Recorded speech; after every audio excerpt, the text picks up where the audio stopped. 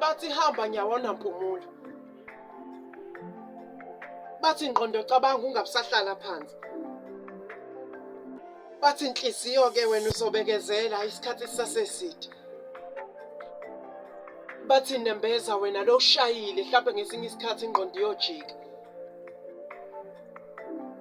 Kwesinye isikhathi sike sithande noma sesiphoqelekile. Bathi abazi kahle kunjalo-ke ethandweni kuyabekezelwa noma usuze ukuthi ngizima. Bathi inhliziyo inokuthula kwesinye isikhathi isalalela unembeza. Kanti ingqondo yona isuke ithuli lo icabanga.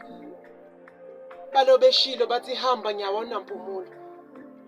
Bathi mehlo wena buka kusidelisa. Inhliziyo iyona eyothatha isinqumo kanti unembeza uyolo ushilo.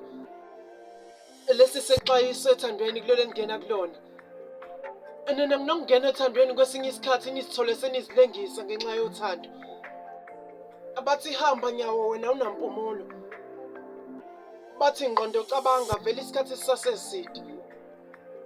Abathi inhliziyo bekezela vele isikhathi sisaseside. Bathi nembeza lo usho njalo mhlawumbe inhliziyo nayo ingajika. Kwesinye isikhathi sinokuzibopha kulezi zothando. Ngenxa yamagama esiwakhuluma kakhulu uma sesibanjwe uthando. Unembeza noma usushilo silosu uzibe njalo hleze wena uma umbeke esifubeni kunokuthobayo.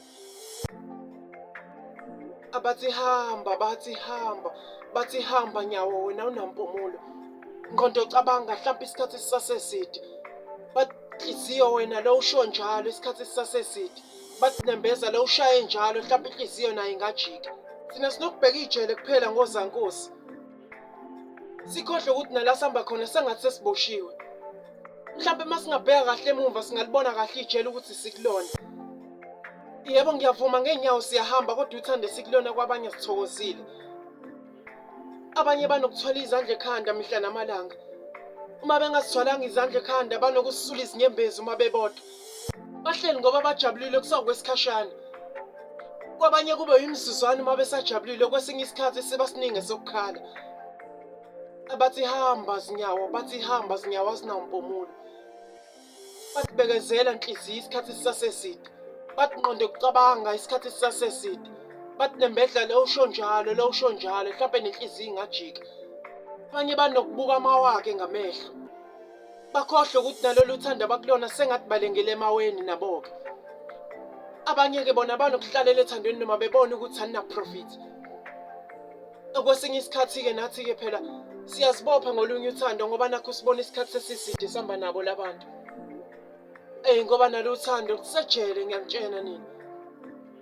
Abanye banokuhleka nezinto ezingahlekisi. Ngoba abanye banokwenza ezinye izinto sikhohle ukuthi ibona lezi sibalengise emaweni. Abanye banokuthenga uthando ngokulala nabo laba bengene nabo emashidini. Abanye-ke sebehlalela ethandweni ngoba bayabona ukuthi kudala baphela. Abanye banokuzibuza mihla namalanga ukuthi bahlaleleni ethandweni elingena-profit. Ngoba nathi siyazibopha sisahamba kulo mhlaba. Thina sibhekela abasejele nathi siboshiwe lapha ngaphandle. Thina besilindele ukuvalelwa endlini eminyama sibone ukuthi siboshiwe. Bhekisana emehleni ngaphesheya nina nizobona ukuthi niboshiwe. Hamba nyawo. Hamba nyawo awunampumulo. Hamba impela nyawo awunampumulo. Ngqondo nawe cabanga ngqondo. Mhlawumbe ungakwazi ukushintsha esinye isikhathi. Inhliziyo nawe nokubekezela kwakho uma ungalalela unembeza. Ungabona ukuthi sekumele ujike-ke manje.